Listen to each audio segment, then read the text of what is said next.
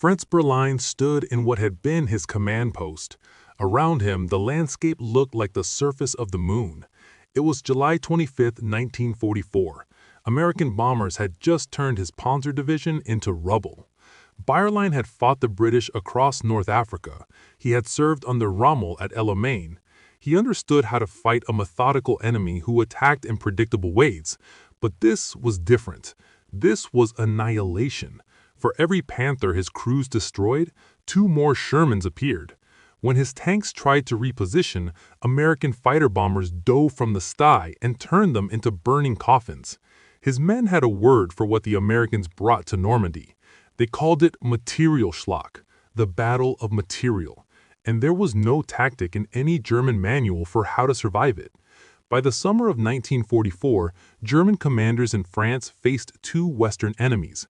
Both had tanks, both had artillery, both wanted to push through Normandy and drive into Germany, but they fought in completely different ways. The British were methodical, professional. Their attacks followed a rhythm that German commanders had learned to read after years of fighting in North Africa and Italy. The Americans were something else entirely.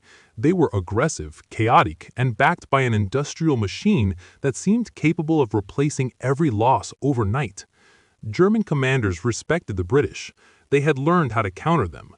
The Americans terrified them, and the difference would determine how the war in the West unfolded. German commanders called the British approach the methodical sledgehammer. It was a set-piece battle every time.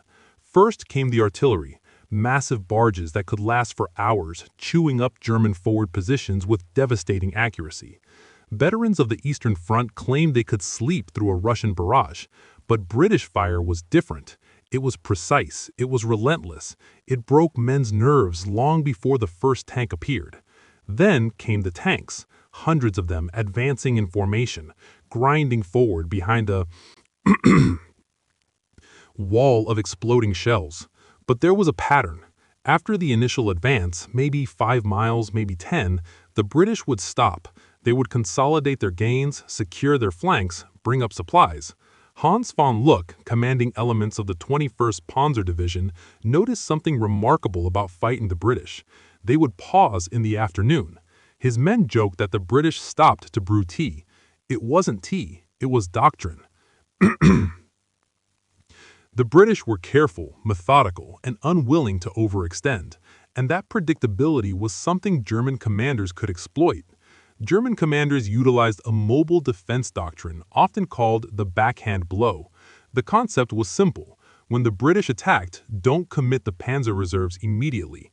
Let the British advance. Let them exhaust their momentum against the forward defenses. Then, when the British stopped to consolidate, and they always stopped, launch the counterattack.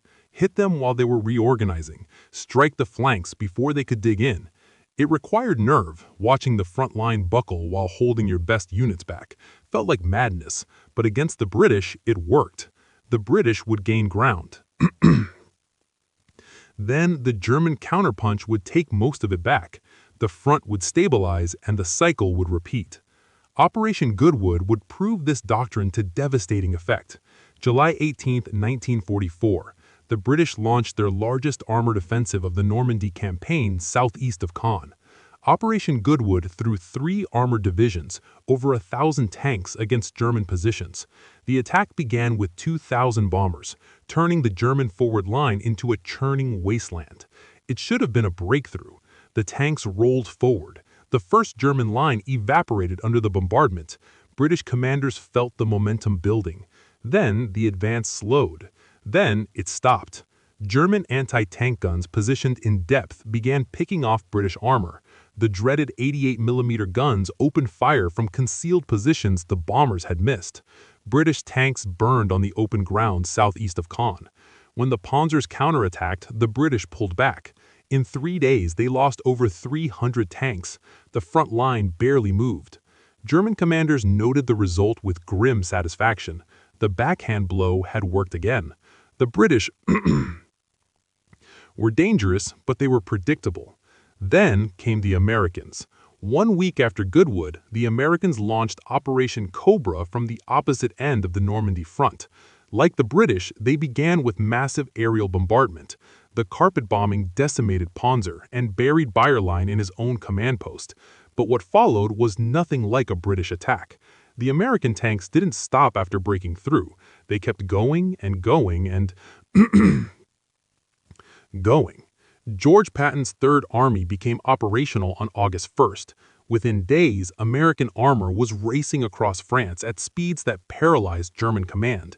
Patton didn't consolidate. He didn't secure his flanks. He told his tank commanders to bypass resistance, keep moving, and let the follow-up forces deal with pockets of Germans left behind. German commanders waited for the Americans to pause. They positioned their reserves for the backhand blow. The pause never came. General Gunter Blumenritt served as chief of staff to Field Marshal von Rundstedt. After the war, he explained what made American armor so difficult to fight. He said the Germans considered Patton the most aggressive general they faced. Blumenritt noted that Patton fought more like a German Panzer general than any other Allied commander. He took risks, he exploited opportunities. He moved faster than the German decision-making process could respond. Patton was chaos. His units appeared where German intelligence said they couldn't possibly be. His tanks showed up at crossroads before German commanders knew the Americans had broken through. The classical German counterattactics assumed the enemy would pause. Patton's doctrine explicitly forbade pausing, and he wasn't the only problem. German soldiers had a name for American fighter bombers. They called them Jabos, short for Jag Bomber. The P-47 Thunderbolts owned the sky over France. They circled constantly, watching every road, hunting anything that moved. It created a psychological condition among the crews. Men developed permanent stiff necks from constantly scanning the sky. The distant drone of an engine didn't just mean danger. It meant the hunt was on and they were the prey. German tank commanders learned that movement during daylight was a death sentence. The Jabos would spot the dust cloud from a Panzer column and dive within minutes. Rockets, bombs, and machine gun fire would turn the road into a burning graveyard. This destroyed the German ability to counterattack. The backhand blow required moving Panzer reserves to strike the enemy's flanks. But moving meant dying. German tanks sat in concealed positions, camouflage under trees and netting, waiting for darkness. By the time night fell and they could move, the Americans had already advanced another 20 meters. The British had air superiority too, but American tactical air power was integrated with ground forces in ways the Germans had never experienced. American tank commanders could call in airstrikes within minutes, and even when German gunners did destroy American tanks, it didn't seem to matter. German commanders noticed something demoralizing about fighting American armor. Tanks they destroyed kept coming back. A Panther knocked out in combat was usually a total loss. Germany lacked recovery vehicles. Spare parts were scarce, and once the front moved, any damaged tank left behind was gone forever. American recovery crews operated differently. They moved onto battlefield while the shooting was still happening. They hooked cables to damaged Shermans and dragged them back to repair depots. Tanks that took hits in the morning were back in action by the next day. Crews that survived a brewing Sherman were assigned new tanks within hours. German commanders felt like they were fighting a hydra. Cut off one head, two more appeared.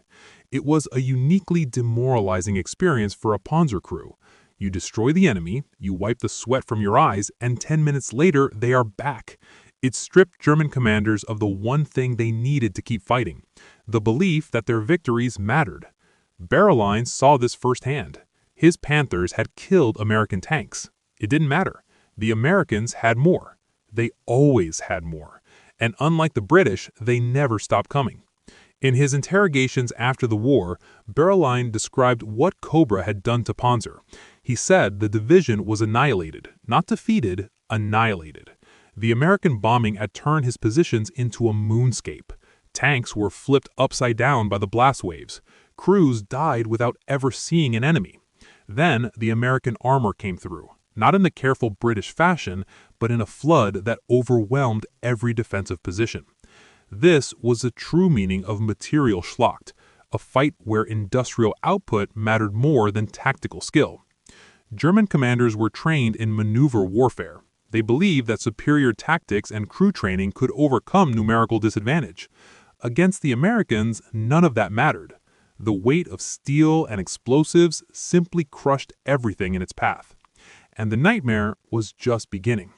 By mid-August, the German position in Normandy had collapsed. American forces had swept around the German flank while British and Canadian forces pushed from the north. The German 7th Army was trapped in a pocket near Files.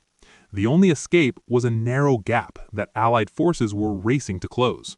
What happened in that pocket became a symbol of what American firepower could do. German columns trying to escape were caught on the roads. American aircraft strafed them continuously. Artillery pounded every avenue of retreat.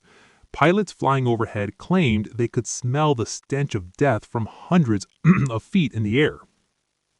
On the ground, it was an apocalypse of twisted steel and swelling corpses that forced drivers to cover their faces just to breathe. Between 10,000 and 15,000 German soldiers died in the pocket. Another 50,000 were captured. The equipment losses were catastrophic. Tanks, artillery, transport vehicles, everything the German army needed to continue fighting. Some units escaped through the gap, but they emerged as shattered remnants, not fighting formations. The Wehrmacht in France had been broken. Hans von Luck survived the war. In his memoirs, he reflected on fighting both the British and the Americans.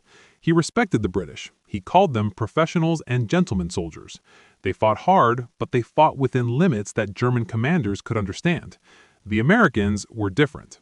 Von Luck found them less polished tactically, but their material abundance was overwhelming, and their willingness to take risks, to keep pushing even with exposed flanks, made them unpredictable. In his book, Panzer Battles, Staff Officer Friedrich von Mellentine compared the three major enemies directly. The British were cautious professionals. The Russians were an unpredictable mass. The Americans combined material superiority with an aggression that negated German tactical advantages. German commanders had answers for the British. It had no answers for what the Americans brought to the battlefield. German commanders learned to fear American armor, not because of the tanks themselves. The Sherman wasn't superior to the Panther or Tiger in armor or firepower. They feared what American armor represented: endless replacements, constant air cover, logistics that could sustain an advance across hundreds of miles, and commanders like Patton who refused to let tactical caution slow the advance. The British could be countered with patience and timing. The Americans could only be endured. By 1945, German commanders on the Western Front had stopped hoping to defeat American forces. They hoped only to delay them, trading space for time that Germany no longer had. The methodical sledgehammer could be survived. The swarm could only